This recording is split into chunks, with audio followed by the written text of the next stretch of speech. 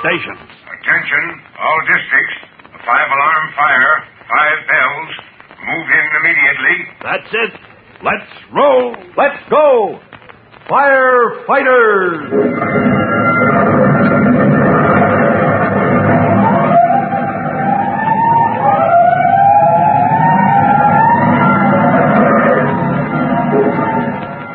Presenting Firefighters, the true-to-life story of our unsung heroes who stand ready to ride by day or night against our most murderous enemy, the demon of fire.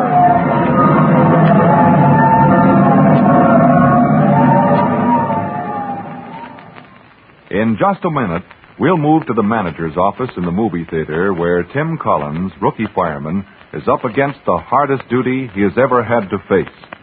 As you remember, all the evidence in the case of the dangerous false alarms appears to point to Tim's brother Jimmy as the guilty person. The investigation by Chief Cody of the fire department is coming to its climax. But before we bring you the details, here's something you'll want to hear.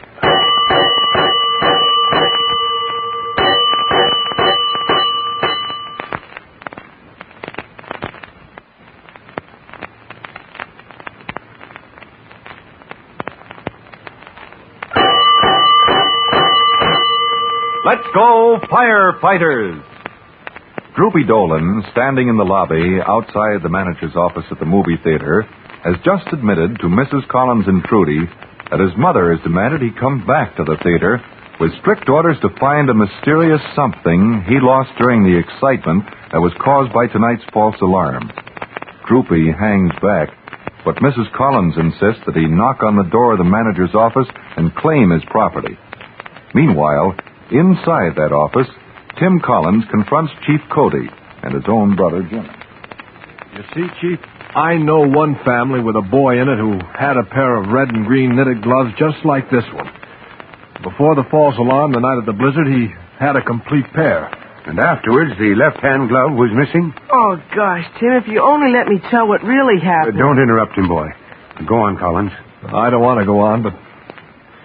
Well, Chief Cody, tonight this same boy had the right-hand glove before the false alarm was pulled here in the theater. Yes, we've been over all that.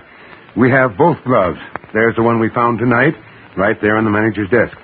But now we've got to find the guilty boy. Well, Chief, I'm afraid the culprit is right here in this room. In here with us? Jimmy, haven't you anything to say? Oh, Tim, I don't know what to say now. You'd only let me tell you before when we were alone, but... What is all this? Collins, you're not accusing Jimmy. You better let me handle this, Chief. Jimmy, tonight before we left home, you had a red and green knitted glove for the right hand. The only one left of the pair Aunt Ellen ordered from the mail order house and gave you for Christmas. Is that true or isn't it? Oh, gosh, Tim, you know it's true. All right. After we got the crowd calmed down, Chief Cody found a glove out in the passageway near the box where the false alarm was pulled. A red and green knitted glove for the right hand. True, here it is on the manager's desk. Now, Jimmy, if you're not guilty, you still have your own glove in your possession.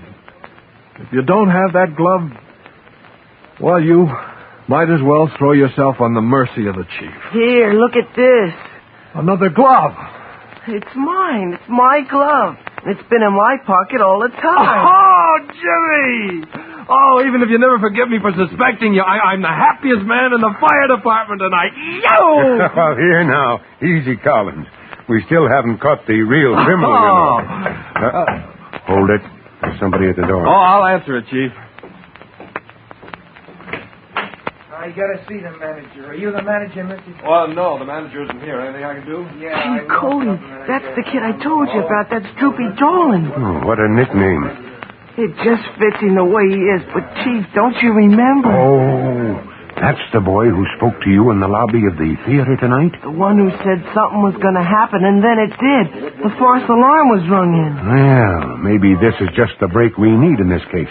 Jimmy, don't let him see you. Where can I Quick. hide? The manager's washroom. Get in there, Jimmy, and don't make a sound. Okay. Well, what's the trouble here? Somebody want to see me? Here's a young man wants the lost and found.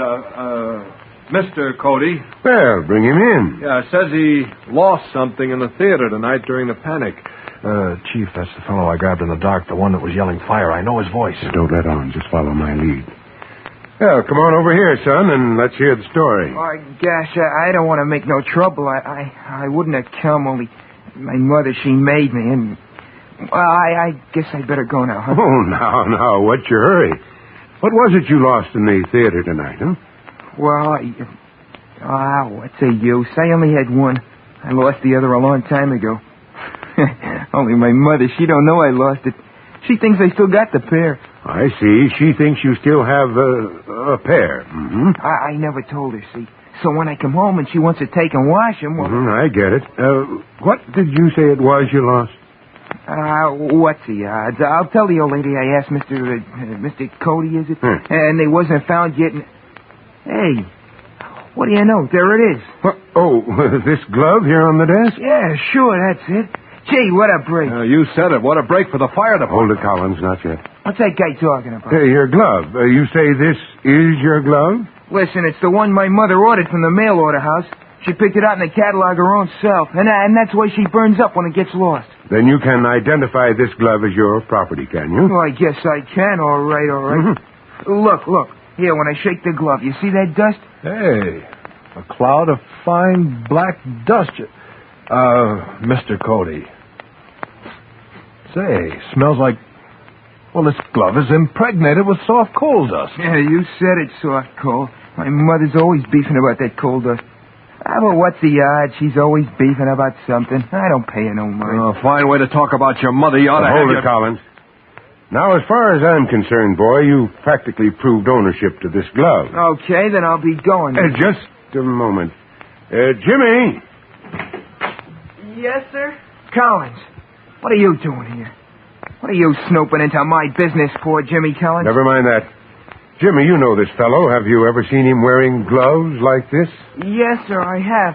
He wore those gloves to school right after Christmas. Yeah, so what? It ain't any crime wearing gloves in cold weather. No, but it's a crime to ring in false alarms, and it's a crime to spread panic by yelling fire in a public place, like this movie theater. Well, I never done it. I don't admit nothing. You've admitted enough.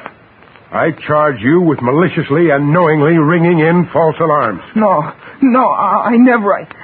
I won't do it again, honest. Just give me a chance. You will be handed over to the police for prosecution. And my heart goes out to your father and mother, boy. But the law must take its course. Well, all's well that ends well. Oh, by the way, can I drop you people anywhere, as long as I have my car? Thank you. No, Chief Cody, we're almost home. I'm going to march my family off to bed before anything else happens. Oh, there's just one point I don't understand about this case. Oh, what's that, Chief? Well, how did your brother Jimmy lose his glove the night of the blizzard? How about it, Jimmy? Oh, do I have to tell? Jimmy's ashamed. Jimmy's ashamed. Oh, I am not. It's just, well, that night, remember I went to the movies with Trudy, and she met some other girls, and Jimmy was throwing snowballs at us, and we chased him and washed his face with snow. Oh, I tripped, and then's when I lost my glove. And we made him yell, Uncle. And, oh, Mommy, there were only 6 of us girls. Oh. Well, now, don't laugh at Jimmy too hard. No, Jimmy was a big help in clearing up this case, you bet. And, I think we'll need him in the fire department one of these days. Just like my Tim, following in his father's footsteps. Oh, yes, that reminds me. Tim. Yes, sir. As you know, your class of probationers, that is, you fellows who went through training school together... Yes, sir. ...are up for permanent appointment to the fire department. Oh, yes, sir. I've been waiting for my notice in the mail, sir. Yes. Well, I have nothing to do with that. But I understand those notices were mailed today. What? Tim, then you'll know tomorrow. You'll know for sure that you've been appointed as a fireman. Well, it's never sure until you have your notice in your hand. But if you get it, son, come in and see me at headquarters, huh? Yes, sir. All right. Well, good night, all. Good night, Chief Cody. Good night, Chief.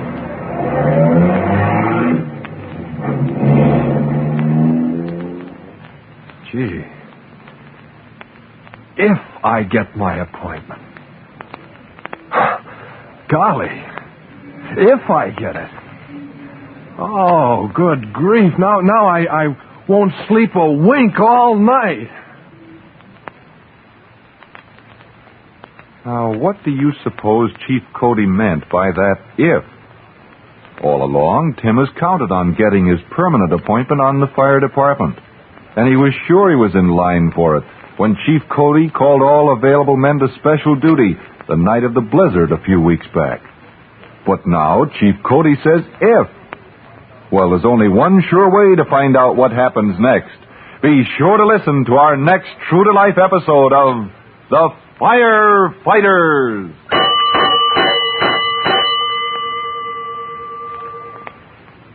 In just a moment, Chief Bob Cody will tell you boys and girls how you can help the firefighters in your own hometown. But first, here's a message.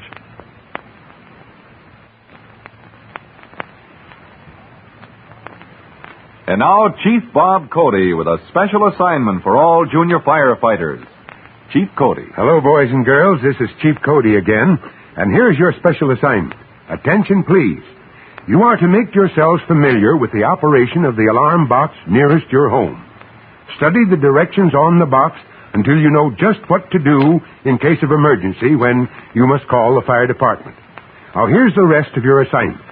Don't touch the fire alarm box, except when you need to call for help. And if you know anybody who thinks it's fun to ring in false alarms, warn him to stop before he gets into serious trouble. Tell him how dangerous it is to us firefighters and to the whole neighborhood when some foolish person rings in a false alarm. Well, that is all, and thank you, firefighters. Fire Chief Cody and the young rookie fireman Tim Collins will be back tomorrow at the same time on the same station when you hear... That's it. Let's roll.